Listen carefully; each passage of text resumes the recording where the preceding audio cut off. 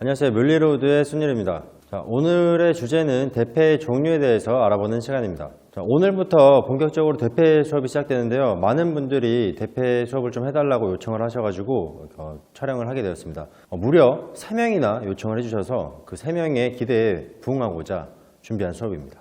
가구를 만들다 보면 대패 작업을 해야 되는 여러 가지 상황들이 있습니다. 가구의 전체 제작 과정을 100%로 봤을 때 손대패를 사용하는 과정은 10% 미만이지만 대패를 사용할 줄 아느냐 모르냐에 따라서 작업의 수월성과 시간 그리고 작업의 퀄리티에도 영향을 미칩니다. 흔히들 알고 계시는 대패는 한 종류일 텐데요. 생각보다 대패 종류가 좀 많습니다. 그렇기 때문에 오늘은 대패 종류에 대해서 설명을 해보겠습니다. 자, 그래서 오늘의 학습 목표는 대패의 종류와 용도를 이해할 수 있다가 되겠습니다. 첫 번째로 설명드릴 것은 평대패입니다.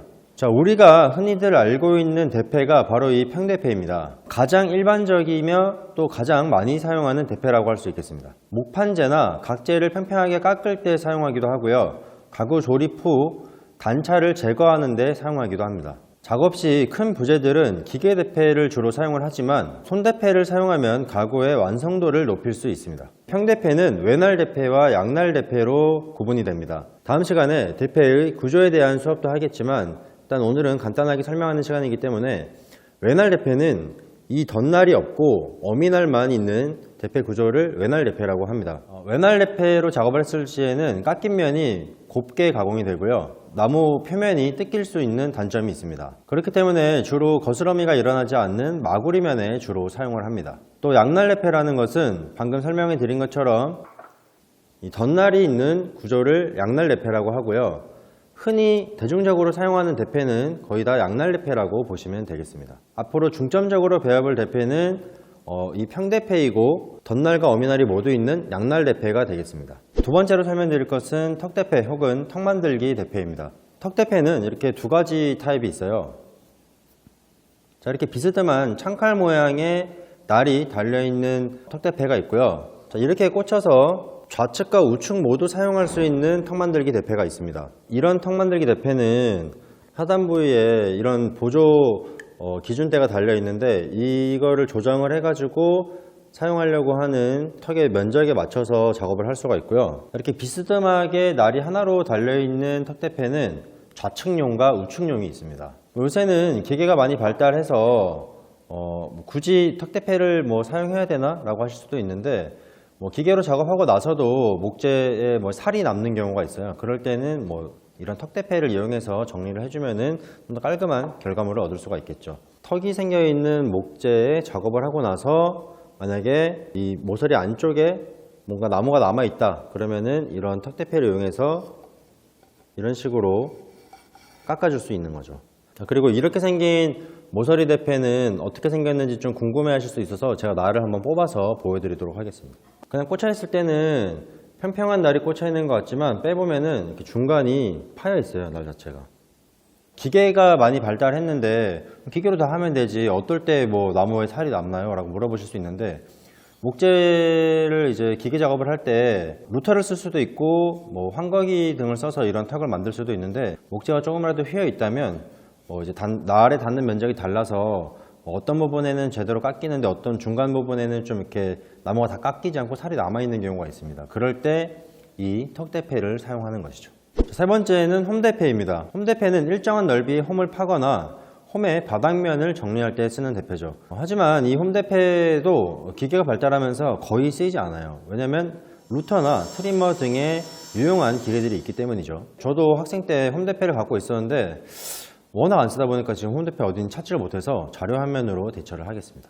또 이제 기계가 발달해서 홈대패가 쓰이지 않는 것도 있지만 마찬가지로 대패라는 것은 그 날물의 크기가 다 다르고 사이즈가 다 다르기 때문에 홈을 파낸다는 것은 작업할 때 여러 가지 넓이나 여러 가지 깊이로 작업을 하게 되겠죠. 근데 대패로만 홈 가공을 하면 당연히 시간도 오래 걸릴 거고 그 간격이 일정치 않기 때문에 다양한 크기의 대패를 구비해야 되는 단점이 있죠. 네 번째로 설명드릴 것은 둥근 대패입니다. 둥근 대패는 이렇게 겉으로 볼록한 대패가 있고 안쪽으로 오목한 대패가 있습니다. 부재의 겉면을 둥글게 만들어 줄 때는 이렇게 안쪽이 오목한 둥근 대패를 사용을 하고 반대로 부재의 안쪽을 오목하게 깎아야 될 때는 이렇게 겉으로 볼록한 둥근 대패를 사용합니다. 자, 다섯 번째, 배대패입니다. 자, 이 배대패는 대패집이 짧은 편이고요. 배대패라고 불리는 이유는 이 대패 모양이 배 모양으로 생겼다고 해서 배대패라고 불립니다.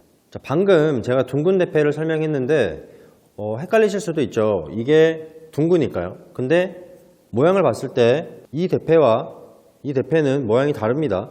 둥근 대패는 정면에서 봤을 때 아랫면이 둥글고요.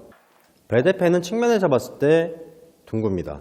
배대패는 어디 사용하느냐? 배대패는 곡면을 정리하기 위해서 사용하는 대패라고 생각하시면 되겠고요. 저는 의자에 휘어진 좌판면을 정리할 때 이 배대패를 사용합니다. 밴딩 기법을 사용하고 나서 목재를 여러 개를 붙이고 나면 턱이 생기는데요. 이런 턱을 글라인더 같은 걸로 제거할 수도 있겠지만 집성을 하고 나서 생기는 미세한 틈들은 글라인더로 작업을 하다 보면 좀 많이 날아갈 수가 있어요. 그럴 때 이 배대패를 사용해서 목재가 휘인 안쪽에 오목한 면을 정리하기 아주 유용합니다.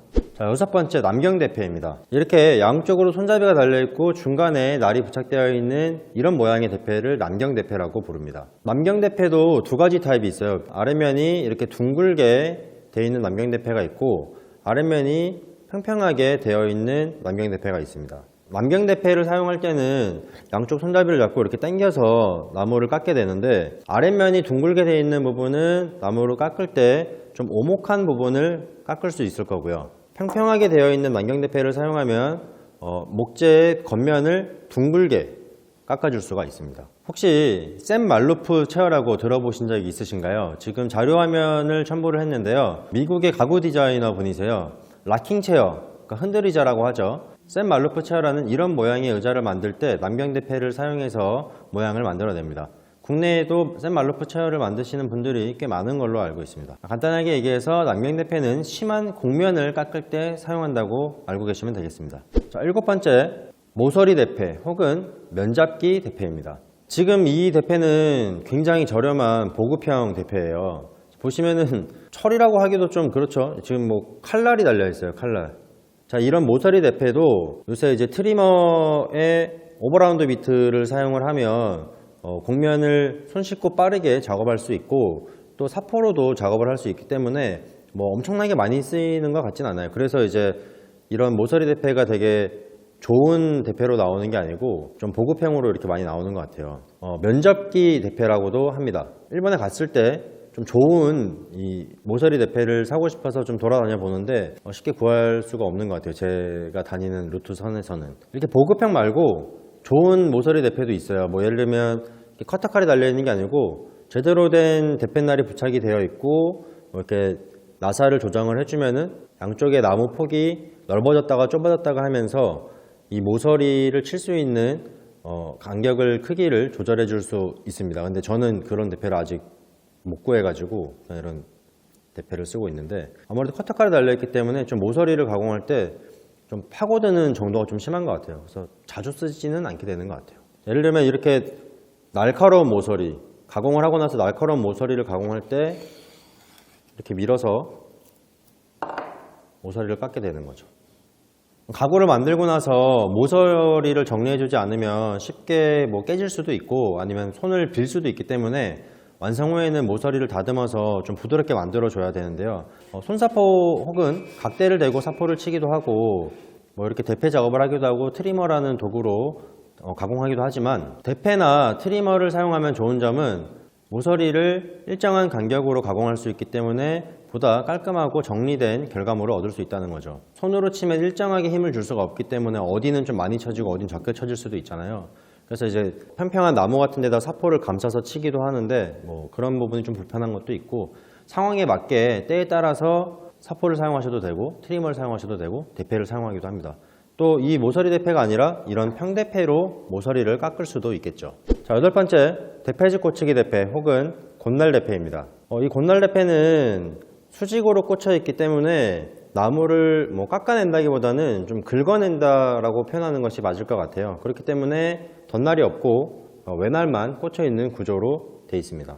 대패집 고치기 대패라는 이름처럼 이 대패는 대패집을 고칠 때 주로 사용합니다. 이 대패집에 바닥면을 평평하게 맞출 때 이렇게 긁어서 사용을 하는데 초보자들의 경우 이 곤날 대패를 사용하는 게 쉽지가 않기 때문에 저는 최근에 교육을 할 때는 대패집 바닥을 고칠 때 이 대패를 사용하는 게 아니고 이런 금속으로 되어 있는 스크래퍼를 사용해서 대패집을 고치고 있습니다. 저도 한 몇 년 동안은 대패집 고치기 대패를 사용을 해서 대패 수정을 했었는데 이 스크래퍼를 쓰니까 되게 편하더라고요. 그래서 스크래퍼를 쓰는데 우연히 얼마 전에 유튜브 영상 보다 보니까 외국 분 중에 대패 만드시는 분이 있는데 그분도 바닥 고칠 때 스크래퍼를 사용하시더라고요.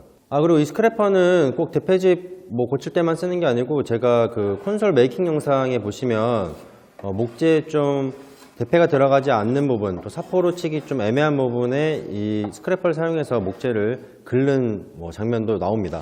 오늘은 대패의 종류와 세미세에 대해서 알아보았습니다. 생각보다 종류가 꽤 많네요. 요즘은 워낙 기계가 좋기 때문에 이렇게 다양한 대패를 사용하지 않더라도 할 수 있는 작업들이 굉장히 많죠. 그렇기 때문에 평대패가 가장 많이 사용되고 있는 것 같습니다. 다음 주부터 본격적으로 대패 구조, 대패 날 연마, 대패집 고치기, 대패 사용하기 등의 영상이 업로드됩니다.